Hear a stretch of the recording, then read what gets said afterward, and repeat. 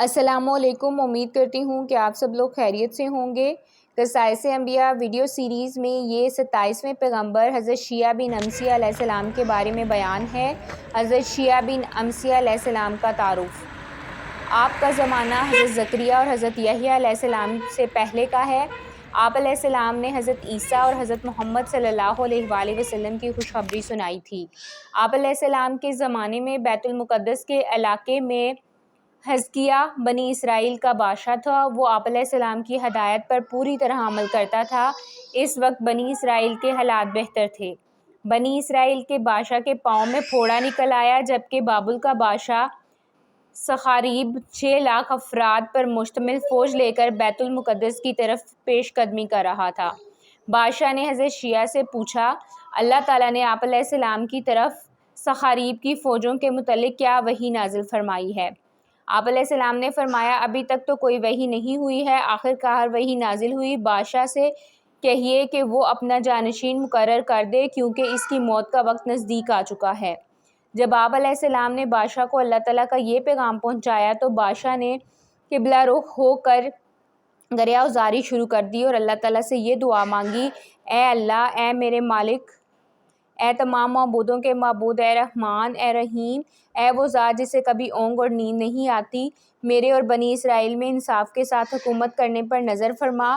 یہ سب آپ کی توفیق سے ہوا ہے اور آپ مجھ سے زیادہ علم رکھنے والے، میرے حاضر اور باطن سے واقف ہیں۔ اللہ تعالیٰ نے اس کی دعا قبول فرمائی اور حضرت شیعہ علیہ السلام کی طرف وحی نازل فرمائی کہ اسے خوشخبری دے دیجئے کہ اس کی گریہ زاری پر اللہ تعالیٰ نے اس کی موت کو چند سال کے لیے مسخر فرما دیا ہے اور اسے اس کے دشمن سناکریب سے حفاظت دے دی ہے۔ جیسے ہی حضرت شیعہ علیہ السلام نے اس کو یہ خوشخبری دی، اس کی بیماری دور ہونا شروع ہو گئی اور ہر قسم کے غم و فکر سے آزاد ہو گیا اور اللہ کے سامنے سجدہ ریز ہو گیا۔ سجدے میں اس نے یہ دعا مانگی، اے اللہ، تو جسے چاہتا ہے حکومت دیتا ہے اور جس سے چاہتا ہے حکومت چھین لیتا ہے اور جسے چاہتا ہے عزت دیتا ہے۔ اے اللہ، تو ہی ظاہر اور پوشیدہ سے باخبر ہے، تو ہی ظاہر اور باطن ہے اور تو ہی رحم فرمانے والا اور لاچاروں کی دعا قبول کرنے والا ہے۔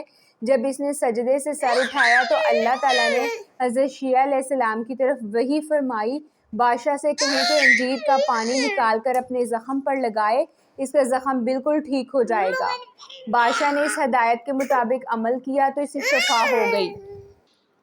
دوسری طرف اللہ تعالیٰ نے سناکریب کے لشکر پر موت مسلط کر دی، وہ سب ہلاک ہو گئے، صرف سناکریب اور اس کے 5 ساتھی باقی بچے، جن میں سے ایک بخت نظر تھا۔ بنی اسرائیل کے بادشاہ نے ان 5 کو گرفتار کر لیا، ان کی گردنوں میں توق ڈال کر شہر میں گھمایا اور کئی دن تک گھمانے کے بعد جیل میں بند کر دیا۔ اللہ تعالیٰ نے حضرت شیعہ علیہ السلام کی طرف وحی کی کہ بادشاہ سے کہیں کہ انہیں ان کے وطن واپس بھیج دیں تاکہ وہ اپنی قوم کو جا کر اپنے انجام سے آگاہ کریں۔ جب وہ آزاد ہو کر اپنے وطن پہنچے تو سناکریب نے اپنی قوم کو جمع کر کے تمام صورتحال بتائی۔ کاہنوں اور جادوگروں نے کہا، ہم نے پہلے ہی آپ کو بنی اسرائیل کے رب اور ان کے انبیاء کی شان بتائی تھی، لیکن آپ نے ہماری بات نہ مانی۔ اس امت کو تو اللہ تعالیٰ کی مدد حاصل ہے، کوئی بھی ان کا مقابلہ نہیں کر سکتا۔ اس کے 1 سال بعد سناکریب مر گیا اور دوسری طرف بنی اسرائیل کا بادشاہ حزقیہ بھی اللہ تعالیٰ کو پیارا ہو گیا۔ بنی اسرائیل کے حالات خراب ہو گئے اور ان میں بیماریاں اور برائیاں عام ہو گئیں۔ اللہ تعالیٰ نے حضرت شیعہ علیہ السلام کی طرف وحی کی کہ اپنی قوم کو وعظ و نصیحت کریں۔ آپ علیہ السلام نے اپنی قوم کو وعظ و نصیحت کی۔ ابھی آپ علیہ السلام کی وصیت مکمل نہیں ہوئی تھی کہ لوگ ان پر حملہ کرنے کے لیے تیار ہو گئے۔ آپ علیہ السلام بھاگ کر ایک درخت کے پاس پہنچے، وہ درخت پھٹ گیا، آپ اس کے اندر داخل ہو گئے۔ شیطان نے جلدی سے کپڑے کا کنارہ پکڑ لیا، جب درخت کے پھٹے ہوئے حصوں نے مل کر نبی کو چھپایا تو کپڑے کا ایک کونا باہر رہ گیا۔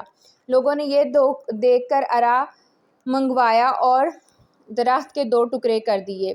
درخت کے ساتھ ساتھ حضرت شیعہ علیہ السلام کا جسم مبارک بھی 2 ٹکڑے ہو گیا اور آپ جام شہادت نوش فرما گئے۔